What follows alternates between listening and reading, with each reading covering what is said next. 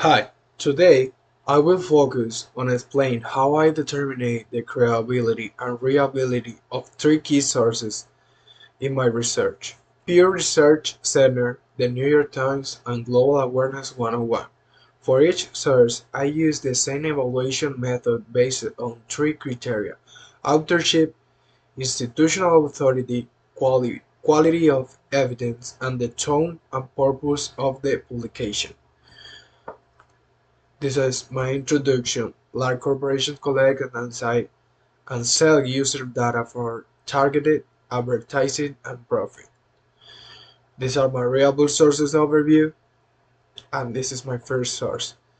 My first and strongest source is Pew Research Center, which I classified as highly reliable for three key reasons. First, institutional authority. Pew Research Center is a national and internationally respected research organization dedicated to exclusively to collecting and analyzing public opinion data. It is independent and does not represent political parties, corporations, or private interests, which greatly reduce bias and increase neutrality. Second, methodology and transparency. The report is based on a large nationally representative survey of over 4,000 US adults. What makes this especially credible is that the full research methodology is made public, meaning other researchers can examine how the data was gathered and how conclusions were reached.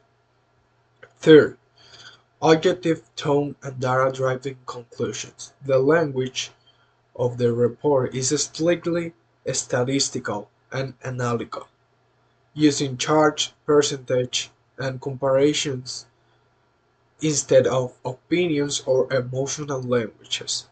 The conclusions come directly from the data, not from personal belief.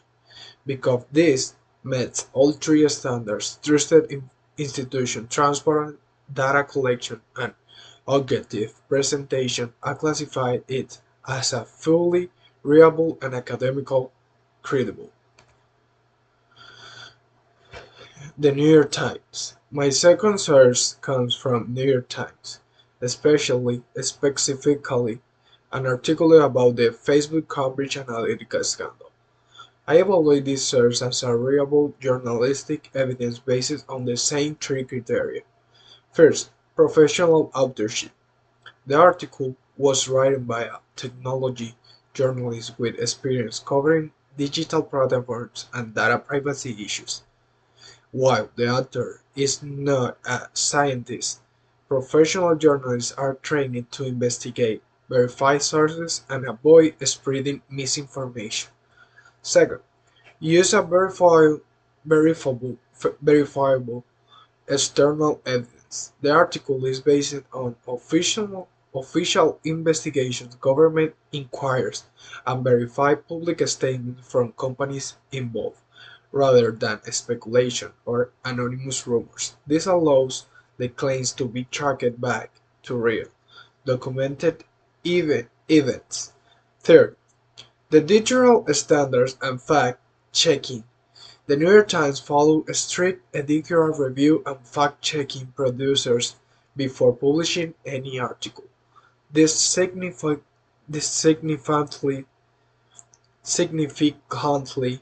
reduces the risk of an inaccurate reporting and increase trust in the information presented. Even though the article contained a slightly critical tone toward Facebook, the information remains fact-based on well-documented, which is why I classify it as a reliable source for historical events and verified reporting, even it is not an academic study. Global Awareness 101. My third source from Global Awareness 101 was determined to be unreliable after applying the same evaluation criteria. First, lack of identifiable and qualified authorship. The author is either anonymous or does not show any professional background related to the data privacy, cybersecurity, or academic research. This lack of transparency immediately weakens the credibility of the source. Second, absence of verified evidence. The article refers to anonymous forums and undefined online sources but provides no direct links to official reports, experts, or reputable institutions. Without verified evidence, the information cannot be independently confirmed. Third, emotional and alarmist tone. The language used is highly dramatic and fear-based, designed to provoke emotional reaction rather than present carefully analyzed facts. This type of tone often signals bias and weakness objectivity.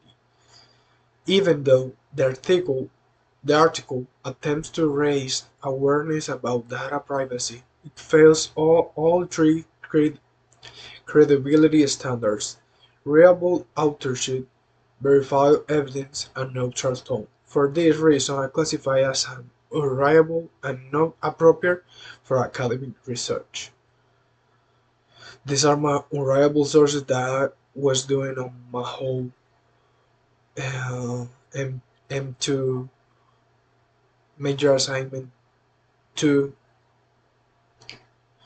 These are the conclusions you can see right here of the statistics. And right here will be my new video. Thank you for watching.